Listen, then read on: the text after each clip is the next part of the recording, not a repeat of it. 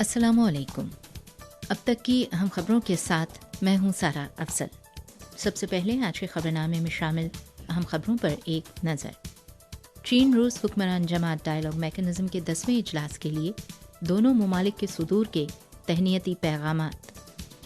रवां साल के पहले 10 माह में चीन भर में 987.1 अरब युआन की गैर मुल्की सरमायाकारी और चीन की शहरियों और बच्चों के खिलाफ तशद्दुद और हमलों की मजम्मत।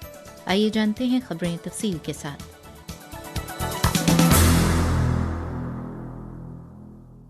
20 नवंबर को चीन और रूस की हुक्मरान जमातों के दरमियान डायलॉग मैकेनिज़्म का 10वां इजलास वीडियो लिंक के जरिए मुनक्किद हुआ। चीनी कम्युनिस्ट पार्टी की मरकजी कमेटी के जनरल सेक्रेटरी और सदर मुमलिकत शी जिनपिंग और रूसी फेडरेशन के सदर व्लादिमीर पुतिन ने इजलास के लिए तहनीती पैगामात अरसाल किए। अपने पैगाम में शी जिनपिंग ने निशानदही की कि कम्युनिस्ट पार्टी ऑफ चाइना और यूनाइटेड रशिया के दरमियान तबादले और ताउन नए दौर में चीन रूस ताल्लुकात का एक अहम हिस्सा हैं। चीन और रूस के हुक्मरान जमातों के दरमियान डायलॉग मैकेनिज़्म दोनों ममालिक के लिए बाहमी सियासी एतमाद को मुस्तहकम करने, स्ट्रेटेजिक कोऑर्डिनेशन को मजबूत बनाने और मुफीद बाहमी ताउन को फ़रोग देने के लिए एक मुनफरिद चैनल और प्लेटफॉर्म बन चुका है। उम्मीद की जाती है कि दोनों फरीक डायलॉग मैकेनिज़्म के 10वें इजलास से फ़ायदा उठाते हुए नए दौर में चीन रूस ताल्लुकात की मुसलसल तरक्की, बैनुल-अक़वामी इंसाफ की हिफाजत और इंसानियत के हमनसीब माशरे की तामीर को फ़रोग देने के लिए मज़ीद खिदमात सरअंजाम देंगे। रूसी सदर व्लादिमीर पुतिन ने अपने पैगाम में कहा कि रूस और चीन के दरमियान ताउन की जामे स्ट्रेटेजिक शराकतदारी तारीख की बुलंद तरीन सतह पर है। उन्होंने यकीन का इजहार किया कि रूस चीन हुक्मरान जमातों के डायलॉग मैकेनिज़्म के 10वें इजलास में होने वाला मुकालमा तामीरी मौज़ूआत से भरपूर होगा और रूस और चीन के दरमियान नतीजा खेज़ ताउन को मज़ीद फ़रोग़ देगा।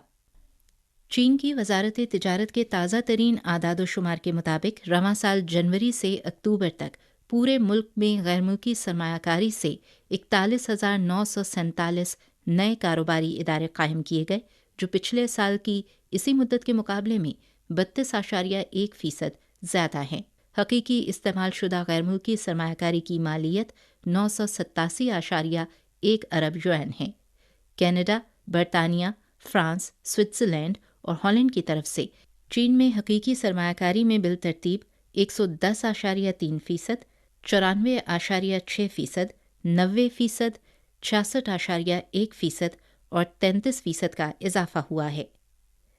20 नवंबर को चीन की वजारत कुदरती वसाइल ने ऐलान किया कि पहली 3 सहमाहियों में मजमूई बहरी मसनूआत की कीमत 7.2 ट्रिलियन युआन रही, जो कि साल ब साल 5.8% ज़्यादा है। अहम इक्तसादी आशारिये उभर रहे हैं और कौमी बहरी मईशत की मस्बत बहाली जारी है। पहली 3 सहमाहियों में उभरती हुई समंदरी सनतों ने अच्छी तरक्की की है। ऑफशोर इंजीनियरिंग आलात की तैयारी की सनत में मुसलसल बेहतरी आ रही है और ऑफशोर इंजीनियरिंग ऑर्डर्स की फराहमी में साल ब साल 50% इजाफा हुआ है। पहली 3 सहमाहियों में रिवायती समुद्री सनतों की तरक्की मुस्तहकम और बेहतर रही। समुद्री तेल और गैस की फराहमी की सलाहियत, समुद्री माहीगीरी, समुद्री जहाज़साजी की सनत, नकलो हमल की सनत और सयाहत की तरक्की में इजाफा हुआ है। पहली 3 सहमाहियों में मुतालिका इदारों के ऑपरेटिंग हालात मजमूई तौर पर बेहतर हुए। एक हालिया सर्वे से पता चलता है कि मैरी टाइम से मुतालिक 50% से ज़ायद कंपनीज ने पहली 3 सहमाहियों में ऑपरेटिंग आमदनी में साल ब साल इजाफा हासिल किया, जो कि साल की पहली शशमाही से 5.9% पॉइंट्स का इजाफा है। पहली 3 सहमाहियों में समुद्री गैर मुल्की तिजारत में मुसलसल तरक्की हुई। साहिली बंदरगाहों से गैर मुल्की तिजारती कार्गो की आमद रफ्त में साल ब साल 10% से ज़्यादा इजाफा हुआ। ताहम अजनास की गिरती हुई कीमतों और शरह मुबादला में उतार चढ़ाव जैसे अवामिल से मुतासर कुल समुद्री दरामदात और बरामदात में साल ब साल 1.3% की कमी वाक़ई हुई। जिद्दत तराजी और एंटरप्रेन्योरशिप मेला 2023 19 नवंबर को चीन के जनूबी शहर ग्वांगझो में इख्तिताम पजीर हुआ। इस साल का मेला स्ट्रेटेजिक उभरती हुई सनतों और जदीद तरीन टेक्नोलॉजीज़ पर توجہ مرکوز کرتا ہے اور اس میں جدت طرازی اور انٹرپرینیورشپ کی کامیابیوں کو ہمہ جہت انداز میں ظاہر کیا گیا ہے، جس میں 800 سے زائد انٹرپرائزز اور 2000 سے زائد منصوبوں نے آف لائن نمائشوں میں حصہ لیا۔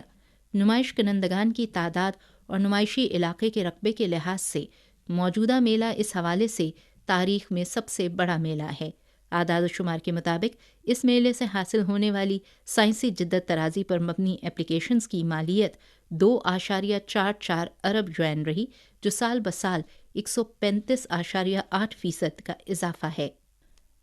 20 نومبر کو چینی وزارت خارجہ کی پریس کانفرنس میں ترجمان ماؤ نینگ نے اسرائیل کی جانب سے جبیلیہ پناہ گزی کیمپ میں اقوام متحدہ کے زیر انتظام اسکول پر کیے جانے والے حملے پر چین کی جانب سے شدید دکھ اور صدمے کا اظہار کرتے ہوئے کہا کہ چین شہریوں اور بچوں کے خلاف تشدد اور حملوں کی مذمت کرتا ہے۔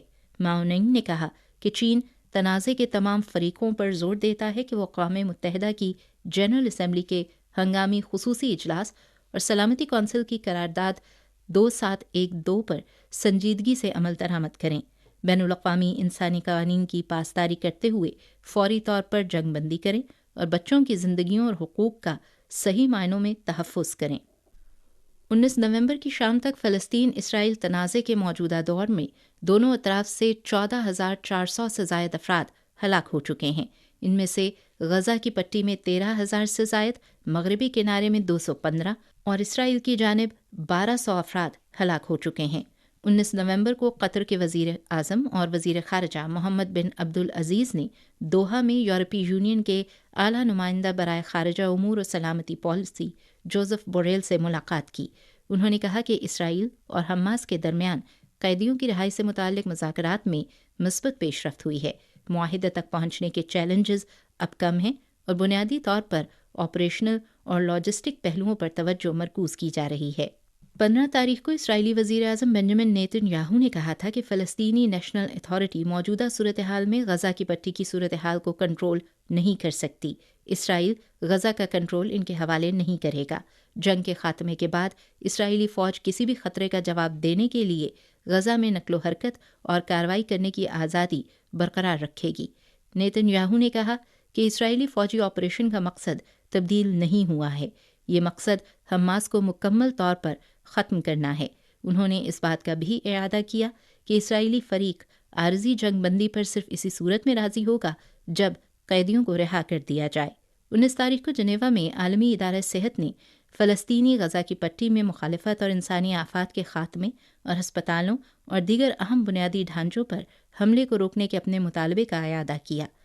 WHO کا کہنا ہے کہ وہ شفا ہسپتال سے لوگوں کو فوری طور پر نکالنے کے منصوبے پر کام کر رہا ہے، جبکہ باقی مریضوں کو ہنگامی طور پر جنوبی غزہ میں ناصر میڈیکل سینٹر اور غزہ کے یورپی اسپتال میں ہنگامی طور پر منتقلی کی تیاری کر رہا ہے۔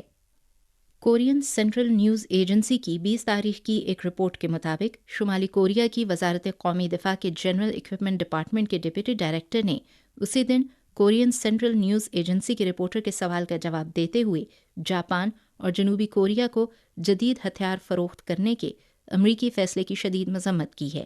انہوں نے کہا کہ اس اقدام سے علاقائی تناؤ میں شدید اضافہ ہوگا۔ 19 نومبر کو یونیسیف نے کہا کہ سوڈان میں اس وقت تقریباً 19 ملین بچے اسکول سے باہر ہیں۔ جیسا کہ سوڈان میں مسلح تنازع جاری ہے، مزید بچوں کا تعلیم تک رسائی سے محروم ہونے کا خدشہ ہے، کیونکہ اسکولز جیسے بنیادی انفراسٹرکچرز کو شدید نقصان پہنچا ہے اور بڑی تعداد میں لوگ بے گھر ہو گئے ہیں۔ یونیسیف کے اعداد و شمار سے یہ بھی پتہ چلتا ہے کہ سوڈان میں تقریباً 14 ملین بچوں کو فوری طور پر انسانی ہمدردی کی بنیاد پر امداد کی ضرورت ہے اور تقریباً 3 ملین بے گھر ہیں۔ سوڈانی مسلح افواج اور ریپڈ سپورٹ فورسز کے درمیان جھڑپیں 15 اپریل کو دارالحکومت خرطوم میں شروع ہوئیں اور پھر سوڈان کے دیگر حصوں میں پھیل گئیں اور آج تک جاری ہیں۔ خبرنامے کے اختتام سے قبل اب تک کی اہم خبروں پر ایک نظر۔ چین روس حکمران جماعت ڈائیلاگ میکنزم کے 10ویں اجلاس کے لیے دونوں ممالک کے صدور کے تہنیتی پیغامات۔ رواں سال کے پہلے 10 ماہ میں چین بھر میں 987.1 ارب یوان کی غیر ملکی سرمایہ کاری اور چین کی شہریوں اور بچوں کے خلاف تشدد اور حملوں کی مذمت۔ سامعین، اب تک کی اہم خبریں آپ نے سنی سارا افضل کی آواز میں۔